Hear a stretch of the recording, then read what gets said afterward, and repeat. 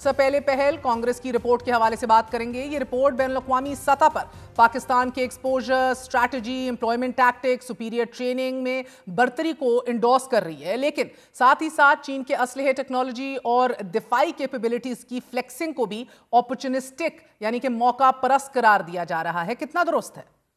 دیکھیے، میں سمجھتا ہوں کہ جس طرح انگریزی کی ضرب المثل ہے nothing succeeds like success، تو آپ دیکھتے ہیں کہ جہاں بھی کوئی جنگ جیتی جاتی ہے تو اس سے نہ صرف حقائق تو زمینی حقائق تو ہیں کہ پاکستان کی فوج نے جو آپ نے فیکٹرز گنوائے، بہتر لیڈرشپ ہو، بہتر پلاننگ ہو، بہتر حکمت عملی ہو، بہتر ٹریننگ ہو، بہتر ٹیکٹکس ہو، بہتر سنرجی ہو، بہتر انٹیلیجنس ہو، اس کے نتیجے میں بھارت کو شکست دی.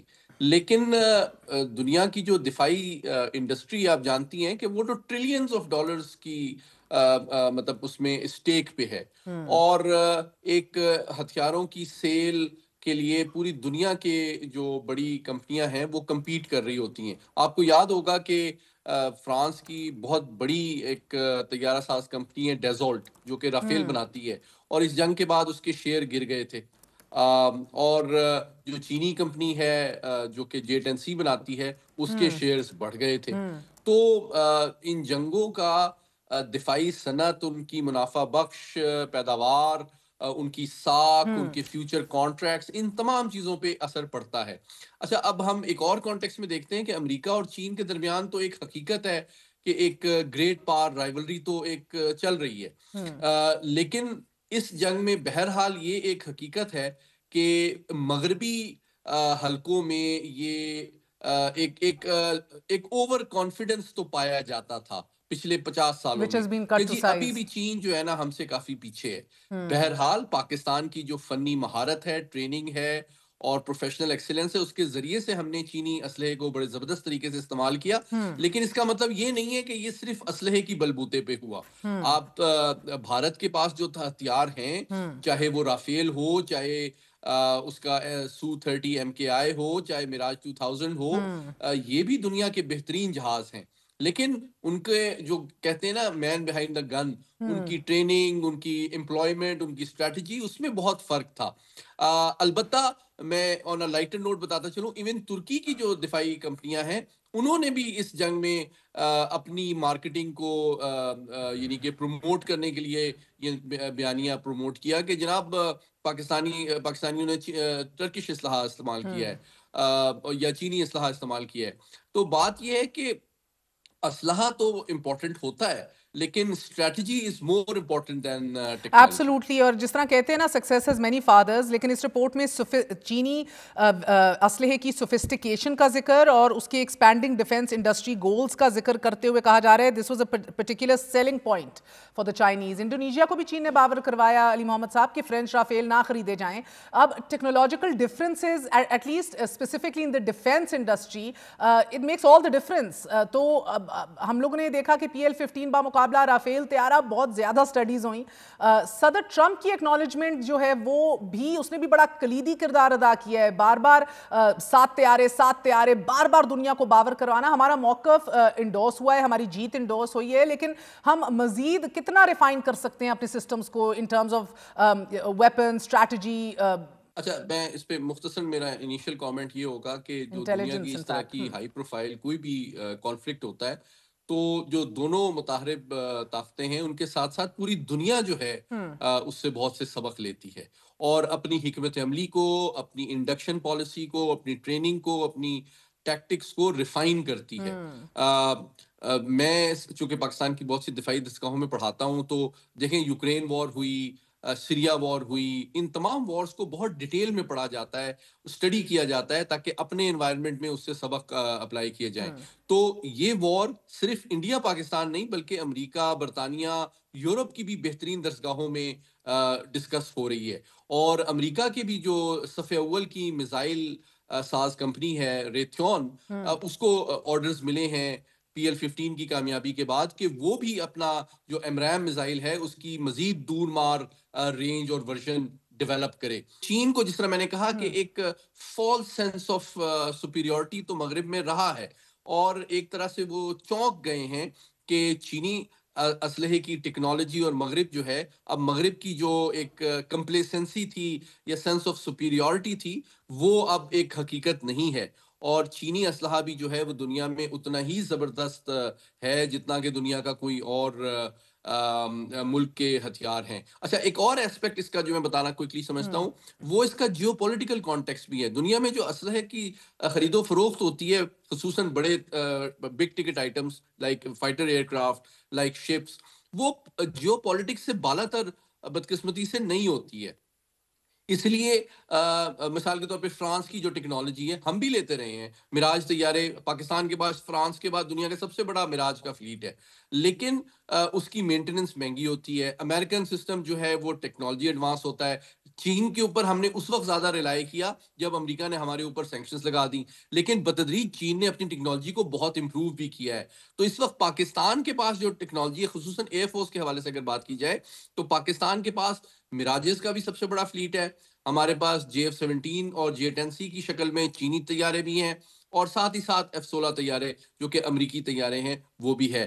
تو ہم نے اصل بات صرف یہ نہیں ہے کہ چین کے طیارے آ گئے تو ہم نے دنیا کے سامنے بھارت کو امبیرس کر دیا. ہمارے پاس فرینچ ٹیکنالوجی بھی ہے، ہمارے پاس چائنیز بھی ہے، ہمارے پاس ٹرکش بھی ہے، ہمارے پاس امریکن بھی ہے. اصل بات یہ ہے کہ ہماری پلاننگ، ٹیکٹکس، اسٹریٹجی ان سے سپیریئر تھی. اینڈ آلسو ایڈیشنلی ان کو استعمال کس طرح کیا جائے. لیکن محمد علی صاحب، کیا بھارتی چیف عوامی اسٹاف کی دھمکیوں کی وجہ آپ امریکی کانگریس کی اس رپورٹ سے لنک کر رہے ہیں؟ میں ایسا نہیں سمجھتا. البتہ جو بھارت کے داخلی پولیٹیکل اور سیکیورٹی کے ڈائنامکس ہیں، میں سمجھتا ہوں کہ براہ راست ان سے اس قسم کے جو بیانات ہیں ان کو ٹریس کیا جا سکتا ہے. اور اس کی بنیادی وجہ یہی ہے کہ مئی میں پاکستان نے جتنی بڑے پیمانے پہ ان کو جتنے کم وقت میں عبرتناک شکست دی، اس نے داخلی سطح پہ بھی ان کی فوج کو کافی ڈیمورلائز کیا ہے، اور ان کی فوجی قیادت کو ان کی سیاسی قیادت کے سامنے بھی شرمندہ کیا ہے.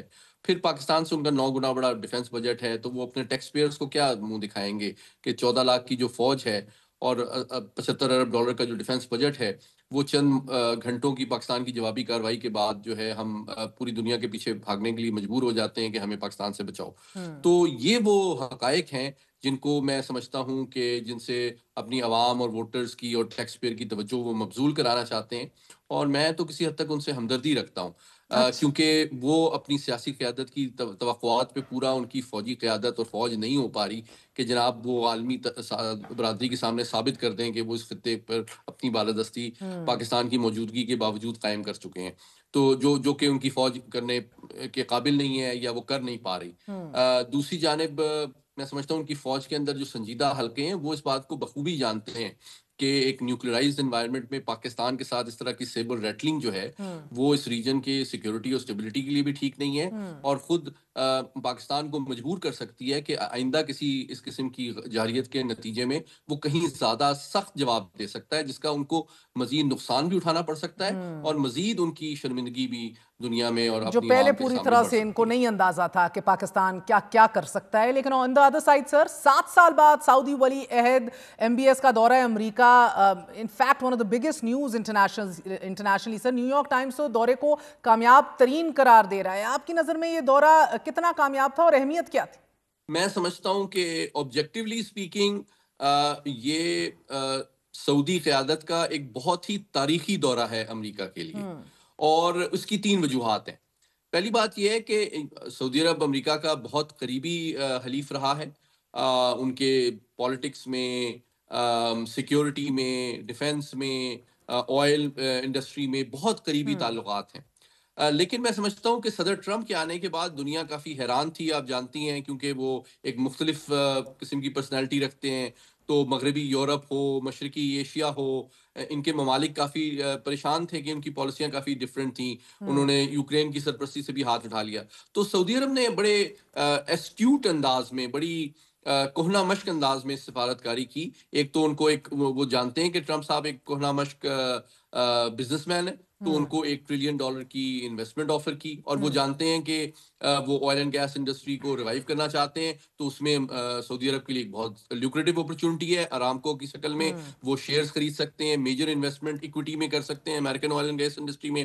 ساتھ ہی ساتھ لیکن جو بہت سگنیفیکنٹ چیز ہے وہ سویلین نیوکلیئر ڈیل ہے، جس کے تحت سعودی عرب اب امریکہ کے ساتھ تعاون کے نتیجے میں ایک پیسفل نیوکلیئر پروگرام کو بھی آگے بڑھائے گا، جو کہ میں سمجھتا ہوں اس خطے کے لیے ایک بہت میجر ڈیولپمنٹ ہے۔ اور تیسری چیز جو ہے وہ F-35 ففتھ جیٹ جنریشن تیاروں جو کی لڑاکا طیارہ ہے، اس کی آفر سعودی عرب کو جو ہے وہ بھی اس بات کا ثبوت ہے کہ اس پورے مشرق وسطیٰ میں یہ طیارہ امریکہ نے صرف اسرائیل کو دیا تھا۔ تو آلریڈی تھوڑی سی تشویش اسرائیل میں پیدا ہوئی ہے کہ اب ان کی جو ایئر سپیورٹی یا ٹیکنالوجیکل ڈومیننس اس خطے میں تھی وہ ان چیکڈ نہیں رہے گی۔ تو اس کے ذریعے سے انہوں نے ایک سگنل امریکہ نے دیا ہے کہ ہم آپ کی سیکیورٹی کے لیے آپ کے ساتھ کھڑے ہیں، اور آپ جو ہے اگر غزہ پلان میں ہمارے ساتھ کوآپریٹ کرتے ہیں یا ابراہم ایکارڈ میں پیش رفت کرتے ہیں تو ہم آپ کو سیکیورٹی کی گارنٹیز دیں گے۔ ایبسولوٹلی، اور محمد علی صاحب نہ صرف یہ اسرائیلی کانٹیکس میں بھی بڑی اہمیت کا حامل ہے، لیکن آپ خود سفارتی سرکلز کا حصہ ہیں۔ صدر ٹرمپ کی موجودگی میں سعودی ولی عہد سے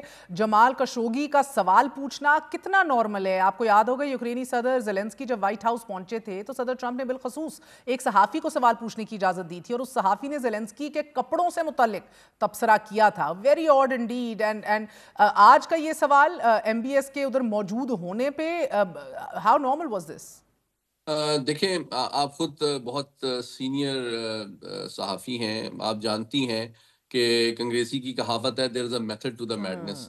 تو اور خود صدر ٹرمپ جو ہیں وہ بڑے زبردست ریالٹی شو کے پریزنٹر بھی رہے ہوئے ہیں، تو میں ان کو میں یہ توقع نہیں کرتا کہ اس طرح کا جو سوال ہے، اتنا بلنٹ اور کرٹیکل سوال اتنے امپورٹنٹ گیسٹ کے سامنے بغیر سوچے سمجھے کیا جائے گا۔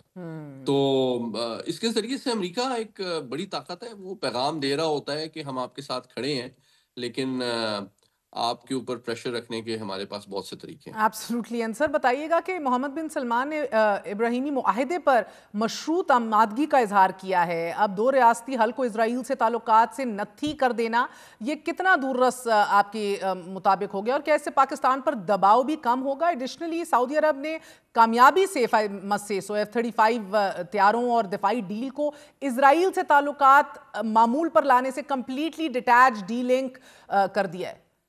دیکھیے، میں سمجھتا ہوں کہ آپ اس کو لنک کریں یا نہ کریں، یہ ایک حقیقت ہے کہ جس طرح میں نے کہا کہ ایٹمی ٹیکنالوجی کے تعاون، F-35 کی ڈیل، اور ساتھ ہی ساتھ ایک نان نیٹو ایلائی کا سٹیٹس اچیو کرنا سعودی ریجنل سیکیورٹی انٹرسٹ کے لیے ایک بہت اہم کامیابی ہے، in return for offering $1 trillion worth investment in the US۔ تو I think the bargain is very clear. دوسری جانب ابراہم ایکارڈ کی جو بات ہے، تو آئی تھنک کہ جو آئس میلٹنگ کا پروسیس ہے وہ کئی سالوں پر محیط ہے اور آگے بھی جاری رہے گا۔ یہ ایک پروسیس ہے rather than an ایونٹ۔ اور دوسری بات یہ ہے کہ عرب ممالک جو ہیں، میں سمجھتا ہوں کہ وہ مسئلہ فلسطین جو ہے اس کے حل کی جانب پیش رفت اور اسرائیل کے ساتھ جو مخاصمت ہے اس میں کمی، ان دونوں پروسیسز کو مربوط انداز میں دیکھتے ہیں۔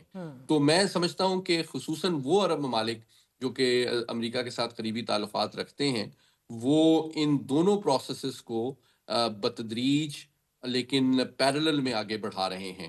غزہ پلان کی بات ہو رہی ہے، ساتھ ہی ساتھ سیکیورٹی کوآپریشن امریکہ کے ساتھ بھی وہ بڑھا رہے ہیں، اور ساتھ ہی ساتھ اسرائیل کے ساتھ مخاصمت میں کچھ کمی بھی چاہتے ہیں۔ تو یہ ایک ریجنل سیکیورٹی کا میں سمجھتا ہوں ایک نیا آرکیٹیکچر ڈیولپ ہو رہا ہے۔